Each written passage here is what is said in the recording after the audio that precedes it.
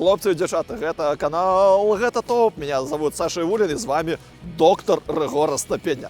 Чему я назвал тебя доктором, а? Я думаю, потому что сегодня у нас выпуск про студэнцтва, до якога я, на великий жаль, належу целых 10 годов. Передаю привитание Соливорскому районному военному комиссариату. Дякую вам за навуковую ступень. Чему мы у Кракове, чему мы будем распавядаць менавіта з Кракова про студэнцтва беларусаў і беларусак. Насамрэч, вельмі шмат беларусаў навучалася ў Кракаве і дагэтуль навучаецца ў мясцовым галоўным універсітэце, Ягеллонскім універсітэце. І, в прынцыпе, на вялікі жаль так здарылася. А можа, не на жаль, што беларусаў, у прынцыпе, вельмі шмат з'ехала за апошні час краіны, і менавіта студэнты шмат з'язджаюць і едуць па розныя бакі нашай краіны, каб атрымаць адукацыю. Таму сёння выпуск про тое, як беларусы навучаліся даўным-даўно у Еўропе і чаму беларусаў так цягне вучыцца ў буйных еўрапейскіх універах. Пагналі, пагналі, пагналі!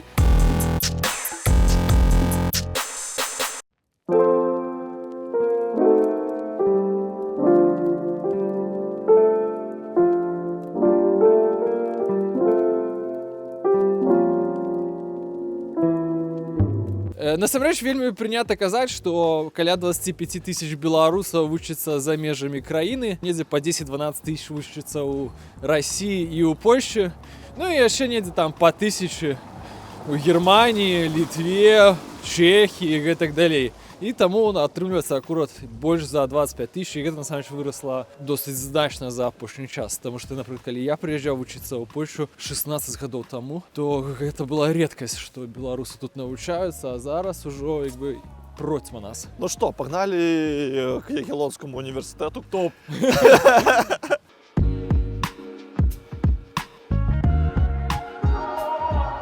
Чаму ты абраў для навучання Ягеллонскі універсітэт? Гэта быў 2017 год, далёкі 2017 год.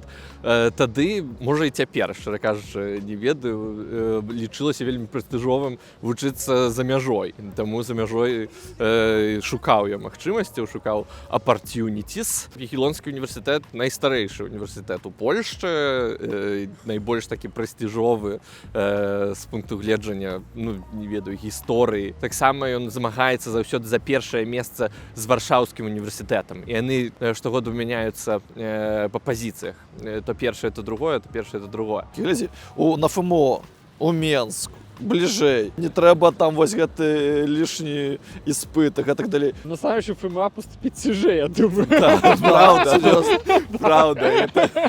Ну, а ў Польшчы, па-першае, што задарма была вучоба, па-другое, яшчэ і нядрэнная стыпендыя. Быў яшчэ адзін аргумент. Мне ў школе казалі настаўнікі і паўтаралі, што, маўляў, калі я не ўступлю ў БРСМ, то я не паступлю на ФМА, ніхто мяне не возьме на ФМА. Так. А калі нават і возьмуць, то не дадуць інтэрната, не дадуць месца ў інтэрнаце. Я быў падлеткам. Гэта гучала сур'ёзна. Так, а яшчэ засталіся палякі ў польскіх універсітэтах, ці толькі беларусы і украінцы там цяпер вучацца? Калі што, у Ягеллонскім універсітэце больш за 90%. Гэта ўсё яшчэ палякі. Кожны 10-ы іншаземец у Ягеллонскім універсітэце гэта беларус.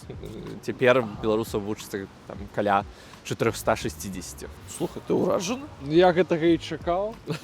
Тут мы стаім. І прям тут беларускія карані вось на гэтым дубу. Так, сапраўды ёсць такі факт. Сам дуб пасадзілі якраз ўжо даўно, ўжо больш за 100 год назад. І гэта дуб свабоды.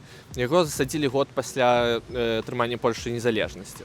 Але з часам таксама тут змянілі зямлю, і зямля цяпер мае сімвалізаваць паўстанне новага жыцця з месцаў страшных. У тым ліку тут ёсць зямля з Курапатаў, з-пад Менска. Беларуская зямля, хоць і ў такім кантэксце, але ў Ягеллонскім універсітэце ёсць. Пытанне гісторыі, маральнасці, нейкіх вось такіх падзеяў, яна не чужая для універсітэта, для гэтай установы. Тут ёсць таксама і шмат гісторый, асабліва тут, у гэтым будынку. Пра Зондар Кракаў, пра такую акцыю, калі прафесараў Ягеллонскага універсітэта вывозілі ў канцэнтрацыйныя лагеры. Я сказаў, што там ёсць зямля з Курапатаў, але там не толькі з Курапатаў зямля, у тым ліку скаты святыня для палякаў таксама месца вельмі важнае. Ну і гэты дуб это адзін з сімваляў, можа адзін з такіх больш заўважных сімваляў якраз памяці пра такія трагічныя здарэнні.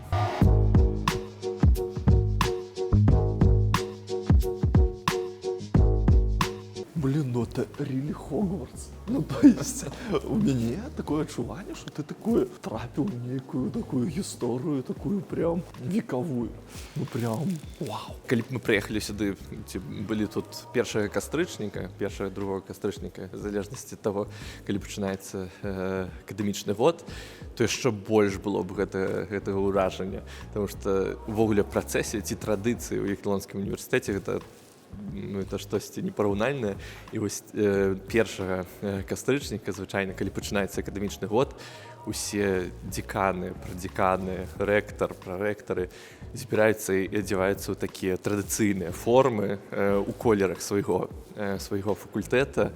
Вось гэта выглядае дакладна як у Гаррі Поттары. Солидная хабза, это правда. Вот когда заходишь в вот такие универские помещения, в Беларуси сразу там сидит такой актер, который что, куда. Здесь вот, мы просто зашли и все. Універсітэты тут значна больш адкрыты. І таксама можна прыходзіць на заняткі. Калі напісаць, папрасіць, каб прыйсці на нейкую лекцыю, нейкія заняткі, таксама можна і так рабіць. Просто ты не учишься? Не вучышся, так. Ты прыходзіш як, па-польску это называюць вольны слухач. Тест-драйв скамейки. Скамеечки. Такие обыкновенные. Слухай, а як тут да беларусаў увогуле ставяцца? Есть беларусафобія? Па-першае, я не вучыўся пасля 2022 года і не ведаю, ці гэта стаўленне змянілася. Але калі я вучыўся і хадзіў в універсітэт і там размаўляў з палякамі, з настаўнікамі, то стаўленне было якраз пазітыўнае. То бок усім было цікава, як гэта, распавядзі пра свой досвед, як гэта жыць у Беларусі, апошняй дыктатуры Еўропы.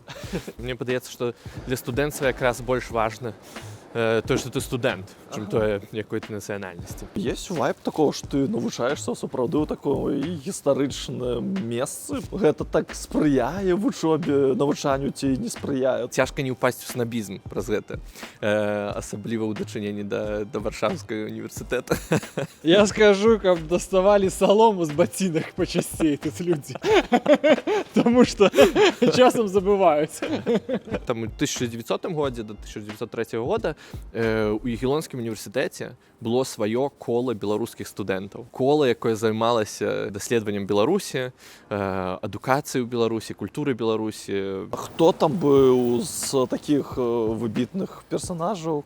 Распачаў Станіслаў Любіч-Маеўскі, чалавек, якога мала ведаюць дзесьці па-за Ягеллонскім універсітэтам. Ён напісаў вельмі шмат падручнікаў па геаграфіі і па беларускай мове, і буквар напісаў. Буквар гэты вельмі крытыкавалі. А што казалі? Што паланізмаў шмат. Паланізмаў, русіцызмаў шмат, што, маўляў, увогуле мала літаратурны гэты буквар. І ёсць яшчэ адна рэч.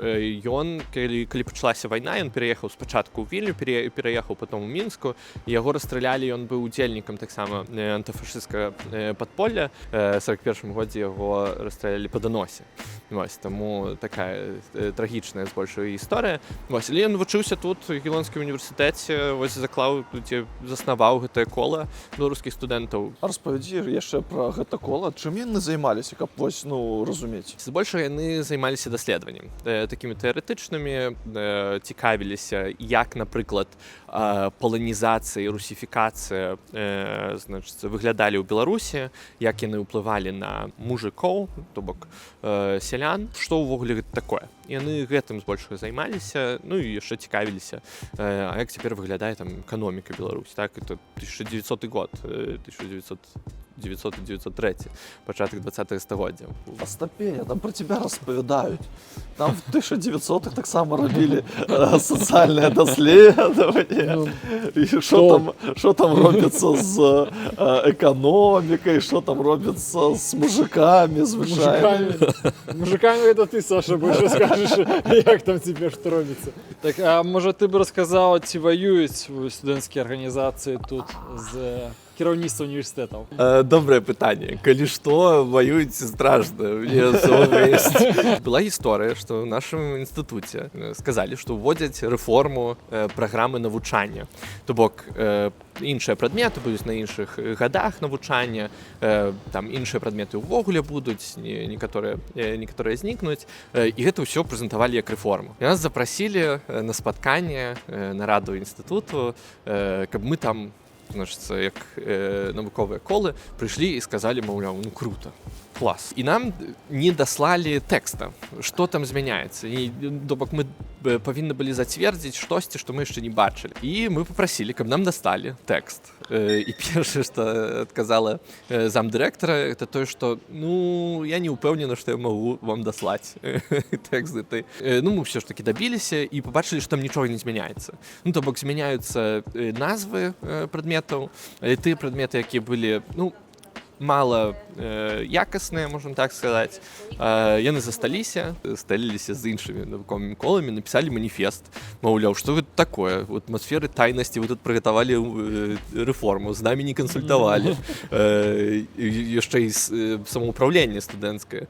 Яно ўвогуле нічога не зрабіла, так, ніяк не пракаментавала. Дамагаемся, значыцца, роспуску студэнцкага самакіравання. Пачалася сапраўдная вайна з інстытутам, і ў канцы канцоў вось мы сабралі кааліцыю якраз на тыя выбары, каб больш надавіць на інстытут, таму што з коламі навуковымі інстытуту не трэба нічога кансультаваць, а вось з самакіраваннем студэнцкім трэба. І трэба, каб самакіраванне зацвердзіла ты штось такое.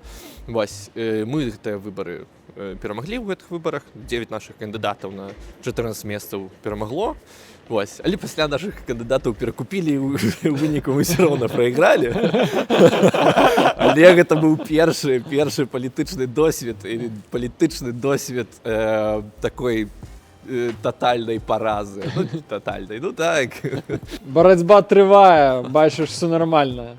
Мы не здаемся, як бы. Увогуле, вось тут, на гэтым скрыжаванні Гілонскай і Гоўэмбей, раней была так званая бурса убогіх, так, інтэрнат бедных. Тут было танней за ўсё жыць. У большасці тут жылі студэнты з Вялікага княства Літоўскага. У тым ліку, хутчэй за ўсё, і Францішак Скарына. В беднасці жылі у лаптях. Як выдзеліць беларусаў як нацыянальную групу? Просто класава, да? Все бедныя, значит, беларусы. Сюды, Саш, сюды. О, все наши, слушай. Чартарыцкі, Міцкевіч, пожалуйста. Гэта і ёсць тое самае месца, дзе вучыўся Скарына. Так. Это найстарэйшы будынак Гілонскага універсітэту, пабудаваны якраз пасля аднаўлення яго на пачатку 15 стагоддзя. І хутчэй за ўсё менавіта тут заняткі меў Францішак Скарына. Так, дакладна. Топ-5 беларусаў, якія вучыліся у Гілонскім універсітэце. Ну, топ-1 добра. Будзе Францішак Скарына.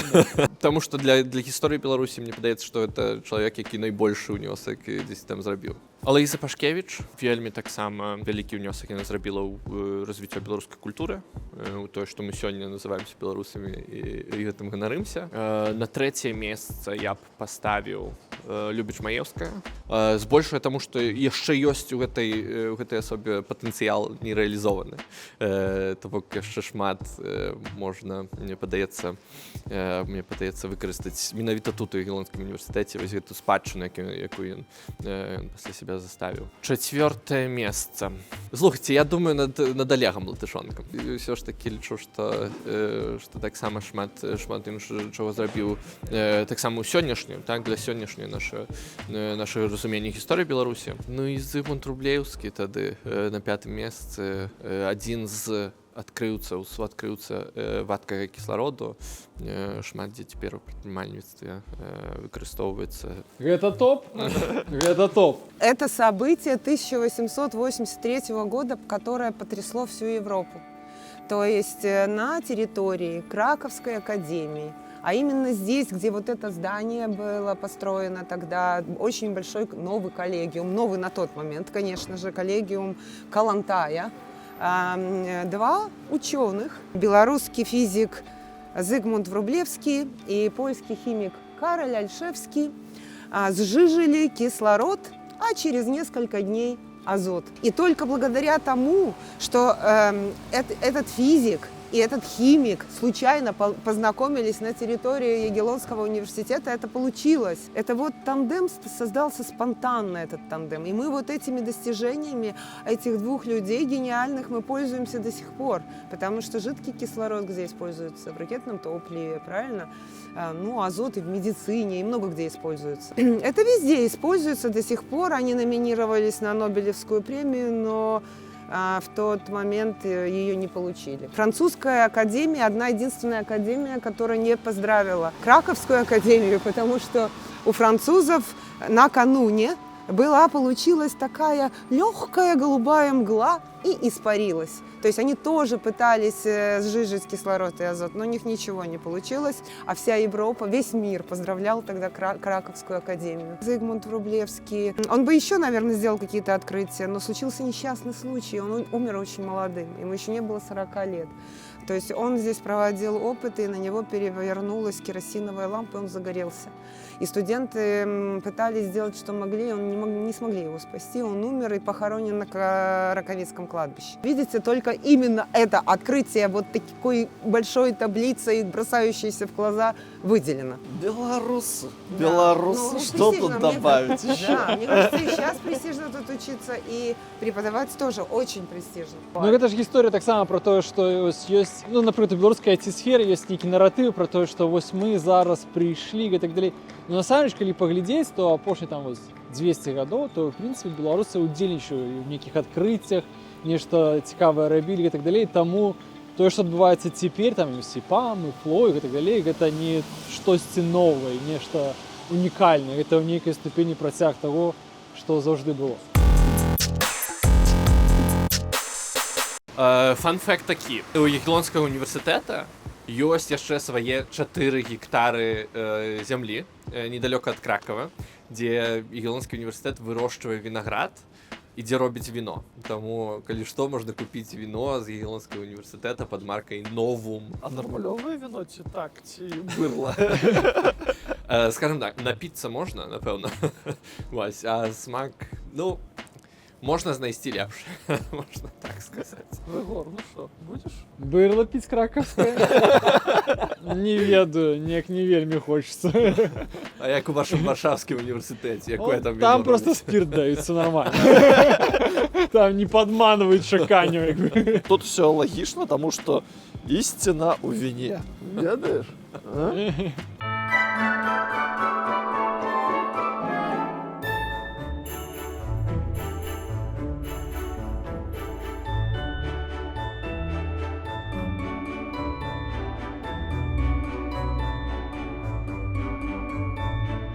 Где мы зараз апынуліся? Тому што калі гэта сталоўка, то гэта самая атмасферная сталоўка, у якой я быў. Па-першае, гэта не сталоўка. І студэнты міжнародных адносінаў зразумеюць, чаму мы не там. Усе скардзяцца цяпер, што сталоўка новая ў новым будынку, які адчынілі, яна вельмі дарагая. Ну, за абед там можна аддаць каля 30 злотых. У пераліку 7,5 даляраў. Вось, таму часта студэнты ходзяць сюды. І гэта яшчэ важная частка культуры Польшчы, гэта бары млечныя, малочныя бары. Тут танна, можна з'есці вельмі нядрэнную такую дамовую яду, так, домашнюю. І колькі каштуе? Ну, каля 25 злотых будзе каштаваць 20-25 злотых. Невеликая розница, не? 5 на 20, Саша, 100. Можешь погулять некие вечеры, не? У многих заходних университетах были страйки в сувязі з сектором газа, Ці было нешта падобнае тут? У цэнтры, тут недалёка ад таго месца, дзе мы цяпер знаходзімся, ёсць адзін з будынкаў Ягеллонскага універсітэту, насупраць якога студэнты разбілі намётавы гарадок, развесілі сцягі, развесілі плакаты і пачалі так званы страйк акупацыйны. У гэтым годзе это ўжо другі страйк, і два гэтыя страйкі былі паспяховыя. Прынамсі, часткова паспяховыя, у тым сэнсе, што, напрыклад, прапалестынскі пратэст, ён прывёў да таго, што ўлады, рэктар Ягеллонскага універсітэту пайшоў на перамовы з студэнтамі. Дамова была такая, што рэктар створыць камісію, якая пераглядзіць ўсё супрацоўніцтва з Ізраілем, якое цяпер ёсць ва ўніверсітэце, на прадмет таго, ці няма нейкіх даследаванняў, якія могуць быць звязаныя з вайсковасцю. Это сапраўды такі дакумент, ён таксама апублікаваны, дамова паміж студэнтамі і рэктарам. Студэнты дамагаліся, каб Ягеллонскі універсітэт сказаў напрамую, што ён падтрымлівае Палестыну. Універсітэт на гэта не пайшоў. І быў яшчэ другі страйк, таксама ў гэтым годзе. Ён пачаўся ў першай палове года. Улады Ягеллонскага універсітэта хацелі прадаць адзін з будынкаў, дзе цяпер знаходзіцца інтэрнат. Будынак далёка ад цэнтра, таму мала хто хацеў там жыць у гэтым інтэрнаце камёнка. І студэнты, якія, зрэшты, слушна падкрэслівалі, што цяжка студэнтам увогуле штосьці здымаць у Кракаве. Сярэдні кошт пакоя у Кракаве гэта 10,5 злотых у цэнтры. Гэта $400, а жыццё ў акадэміку гэта $150. І студэнты дамагаліся таго, каб ўсё ж такі не прадавалі гэты будынак. Яны таксама пачалі акупацыйны страйк. І пратэставалі досыць доўга, больш за тыдзень так пратэставалі. І ўлады універсітэта нават прабавалі іх адтуль выкурыць. Перш вызвалі там паліцыю, таму што яны туды ўламаліся нелегальна, так? Пазней выключалі там электрычнасць у сваім будынку, каб цяжэй было жыць. Вось, ну, у выніку студэнты там засталіся, нікуды не пайшлі, і ўлады таксама згадзіліся на іх патрабаванні, прадаваць будынак не сталі, задэкларавалі, што яго пакінуць, але ацэняць, наколькі гэта фінансава аплочваецца. У Ягеллонскім універсітэце ты расказаў крыху пра кошты.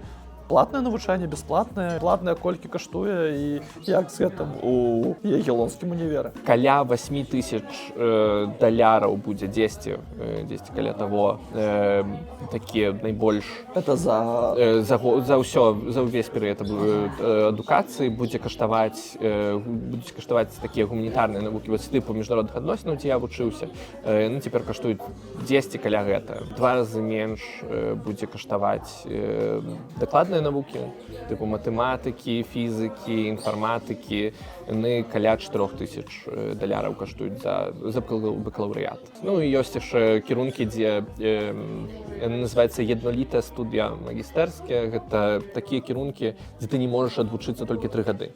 Табе абавязкова трэба ўсе 5 прабыць, каб увогуле атрымаць дыплом. Найлепшы прыклад гэта права.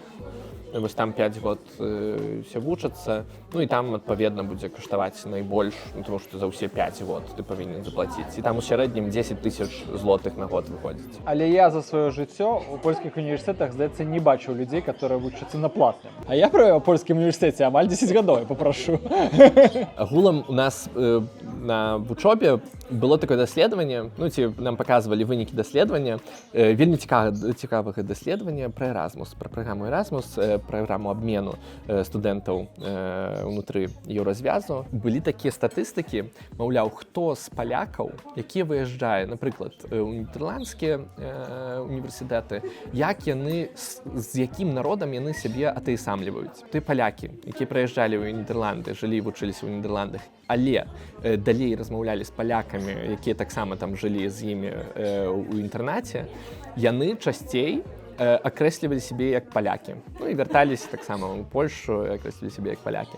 А тыя, у каго такіх людзей не было, яны сябе пачыналі акрэсліваць, ну, канешне, там, камунікуючы ў асноўным з іншымі еўрапейцамі, яны сябе акрэслівалі як еўрапейцы перад тым, як акрэсліць сябе як палякамі. Так, іншае наоборот, палякі, потым еўрапейцы. І гэта таксама кейс Беларусі. То бок, калі у цябе на кірунку ёсць толькі палякі, няма беларусаў, ты ні з кім не камунікуеш, не размаўляеш з беларусамі. Таксама пра беларускую культуру дзесь там больш не даведваешся. Часцей за ўсё сувязь з Беларусю, яна таксама заціраецца, так, яна ўжо не адчуваецца так моцна. Але калі ў цябе ёсць на кірунку, в універсітэце, дзесьці ў арганізацыі студэнцкай, ці дзесьці па-за універсітэтам нейкая суполка беларусаў, так як ёсць у Кракаве, вельмі моцная дыяспара, вельмі моцная суполка беларусаў у Кракаве, то якраз гэтая беларускасць, яна больш відочная, яна больш асэнсоўваецца. Ну, я хочу вярнуцца. Я хочу вярнуцца ў Беларусь. Я ўсё ж такі хачу займацца дыпламатыяй. У мяне спецыяльнасць была сучасная дыпламатыя. Чакаем магчымасці вярнуцца. Я ўжо не магу дачакацца. Пакуль што збіраю досвед, доадукоўваюся, каб вярнуцца ў Беларусь уже якасным кадрам. Засталося всього нічога написати диплом.